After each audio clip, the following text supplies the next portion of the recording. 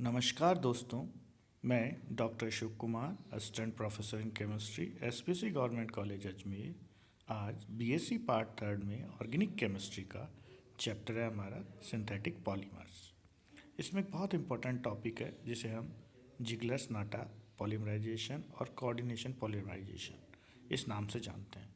तो बहुत बार ये प्रश्न आया जाता है कि भाई जिगलर्स नाटा कैटलिस्ट क्या है, इसका पॉलीमराइजेशन क्या है, इसके यूजेस क्या हैं, या फिर कहेंगे what is coordination polymerization, give its uses and mechanism. Ziegler, Karl Ziegler, this is from Germany, Giulio Natta, Italy, invented a new class of catalyst which revolutionized the process of polymerization. Ziegler's Natta catalyst consists of lithium tetrachloride or trichloride and alkyl aluminum compounds. The most common use catalyst for this type of mixture is triethyl aluminum and titanium tetrachloride.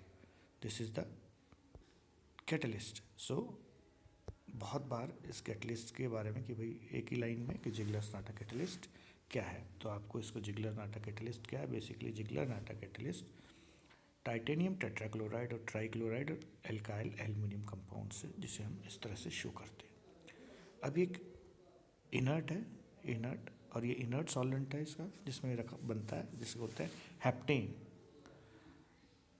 अब इसका use क्या हुआ, क्यों बनाया, ये क्या काम था कि इसका बनाने का मेन रीज़न था कि जो फ्री रेडिकल मैकेनिज्म था जिससे कि पॉलीमराइजेशन होके स्ट्रेट चेन पॉलीमर्स बनते थे, वो हाई टेम्परेचर, उनका स्ट्रेंथ बढ़िया नहीं होता था और वो ब्रांच बनते थे, हमें लीनियर नहीं मिल पाते थे पूरे। तो ये प्रॉब्लम थी। इस प्रॉब्लम ये कैटलिस्ट बना जो जिगलर और नाटा ने बनाया, और इससे हम कंट्रोल पॉलीमराइजेशन कर सकते हैं। एक सबसे बड़ी चीज़ है कंट्रोल पॉलीमराइजेशन इसका।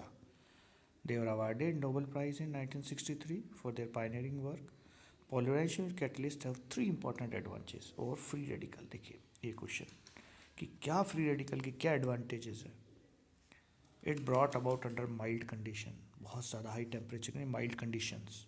लीनियर पॉलीमर देता है, उसमें ब्रांच बनता है, और स्टीरियो केमिकल परमिट है, कंट्रोल करता है कि हम किस तरह से प्राप्त करें उसको पॉलीमर को। It permit stereo chemical control. तो हम आज जिगलर्स और नाटा देखेंगे। देखिए ये हमारा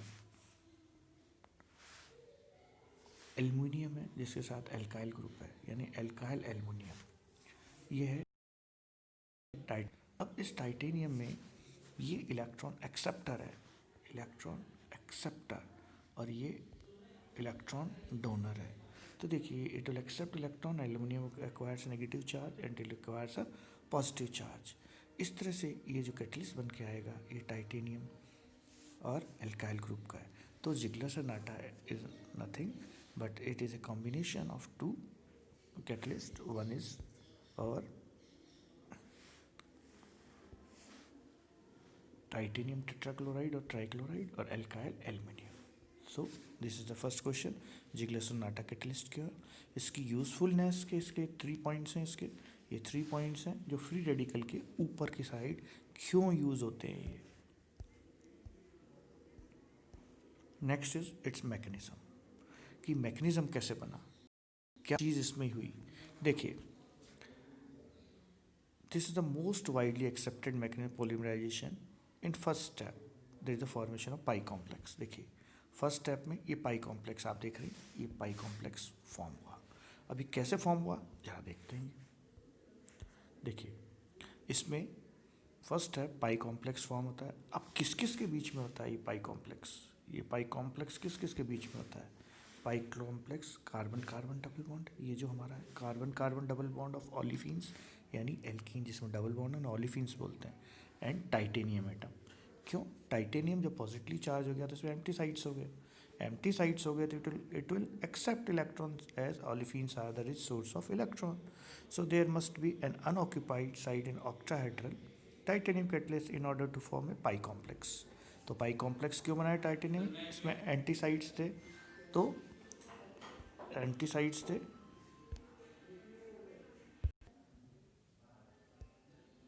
here the pi complex is formed. So in this step the pi complex is formed. Pi complex formed by cis addition of alkyl group to alkene in same time as titanium carbon bond is formed.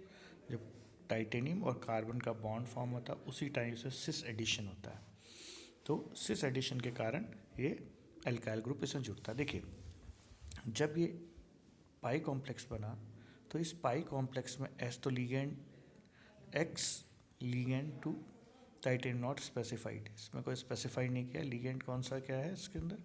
अब देखिए कि इसके अंदर जो empty sides है, देखिए ये are इसके साथ सिस एल्काइल माइग्रेशन है, इसमें इसके साथ अटैच होगा और आर इसके साथ यहाँ से बॉन्ड ब्रेक होगा, तो ये RCH2 और ये एम्प्टी साइड्स हो गई टाइटेनियम, इसमें फिर एक नेक्स्ट CH2 ऐड होगा. इस तरह से ये रिपीटेड हो जाएगा, एक हमें क्या बनेगा पॉलीमराइजेशन हो जाएगी इसकी, एक सिग्मा टाइटेनियम कार्बन बॉन्ड है ये. तो इस तरह से हमें एक पॉलीमर प्राप्त होगा. तो इसके अंदर यही बताया कि पाई कॉम्प्लेक्स फॉर्म होता है सिस एडिशन से. The step and active site on titanium pi complex जो फॉर्म हो गई थी, हमने देखा कि आर ग्रुप जाने से another molecule of olefins form a long chain for addition. Stereo regularity of olefin polymerization forms cis addition steps. Titanium, तो इस तरह से एक पॉलीमराइजेशन होके कॉम्प्लेक्स बना. तो अब ये जो कॉम्प्लेक्स बना वो इस तरह से भी हम लिख सकते हैं. दबाव पॉलीमराइजेशन कोऑर्डिनेशन पॉलीमराइजेशन को कैसे लिख सकते हैं वो उसका एक तरीका है कि कोऑर्डिनेशन पॉलीमराइजेशन या जिग्लर-नाटा पॉलीमराइजेशन में ये RCH2 ओलिफिन है, ये पॉलीमराइज होके एन मॉलिक्यूल इसके होके पॉलीमराइज होके और इसके अंदर से ये RCH-CH2N, तो ये है ट्राइथाइल एल्युमिनियम और टेट्राक्लोरो टाइटेनियम कंपाउंड.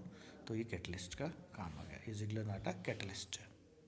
तो इस तरह से ये पॉलीमराइजेशन होता है. अब कि भाई इसका स्टीरियो केमिकल एस्पेक्ट्स क्या है, तो स्टीरियो केमिकल एस्पेक्ट्स और इसका स्टीरियो केमिस्ट्री ऑफ पॉलीमर्स क्या है. There different type of head to tail polymers are possible in vinyl polymerization. Vinyl यानी जिसमें कार्बन कार्बन डबल बॉन्ड हो. तो स्टीरियो केमिकल क्या है, पहला ये बहुत इंपॉर्टेंट क्वेश्चन है, ये तीनों पूछते हैं आइसोटैक्टिक, सिंडियोटैक्टिक और हमारा ये लास्ट में अटैक्टिक पॉलीमर्स. तो देखो एक लीनियर चेन पॉलीमर होगा. इसमें एक चीज़ है, ये कहता है all methyl groups are on same side of linear chain. एक साइड देखिए, एक साइड ये मिथाइल ग्रुप, ये मिथाइल ग्रुप, ये मिथाइल ग्रुप, ये सेम साइड है. मिथाइल ग्रुप जो लीनियर चेन, ये लीनियर चेन है, तो इसके एक साइड होंगे. तो ऑल द, अब इसे कहें all the chiral carbons have R और S कॉन्फिगरेशन, जिसमें होंगे वो या तो R होगा या S होगा.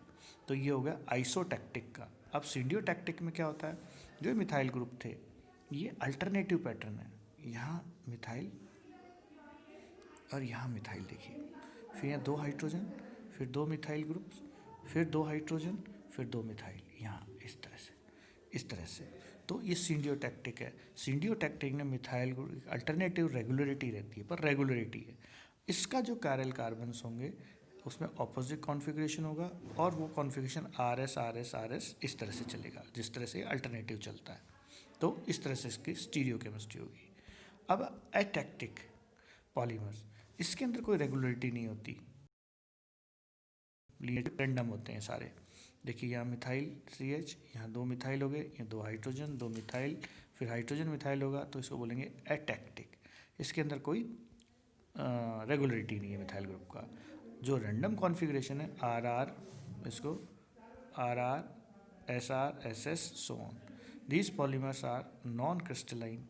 ये जो अटैक्टिक है, soft, low soft pointing and poor mechanical strength characteristics है. तो ये कैरेक्टरिस्टिक्स बता रही हैं कि ये पॉलीमर्स क्रिस्टलाइन नहीं है, लो सॉफ्ट पॉइंट है इनका और पुअर मैकेनिकल प्रॉपर्टीज़ है. अब जरा हम जिग्लर-नाटा की इंपॉर्टेंस पढ़ते हैं. एक इम्पॉर्टेंट पॉइंट है कि जिग्लर-नाटा जो इथाइलिन, हम मान लीजिए अगर हम पॉलीमेशन करते हैं इथाइलिन का, जिग्लर-नाटा इथाइलिन, तो क्या होगा कि simple free radical mechanism use करेंगे. टेम्परेचर हाई चाहिएगा, तो क्या होगा एक तो फ्री रेडिकल, दूसरा हाई टेम्परेचर। तो इसमें ब्रांच प्रोडक्ट्स मिलेंगे, ब्रांच्ड, और ये नॉन क्रिस्टलाइन होंगे, सॉफ्ट होंगे, मैकेनिकल स्ट्रेंथ अच्छी नहीं होगी। वहीं अगर इसका ऑपोजिट हम ये जिगलर नाटा से कराएं सेम का प्रोसेस, इथाइलिन का पॉलीमराइजेशन का, तो जो हमें प्राप्त होगा अनब्रांच्ड होगा, यानी लीनियर्स में कोई ब्रांच नहीं होगी, high melting point, high mechanical strength, और क्रिस्टलाइन पॉलीमर प्राप्त होगा जो मैकेनिकल स्ट्रेंथ ज़्यादा होती है। तो इस तरह से हमें ये यूजेज है जिगलर्स और नाटा के। तो आज हमने जिगलर्स नाटा पढ़ा, उसके स्टीरियोकेमिकल एस्पेक्ट्स पढ़े और यूजफुलनेस ऑफ जिगलर्स नाटा कैटलिस्ट। इसी के साथ आज ये क्लास समाप्त होती है। नेक्स्ट क्लास आगे हम इसके बारे में और पढ़ेंगे।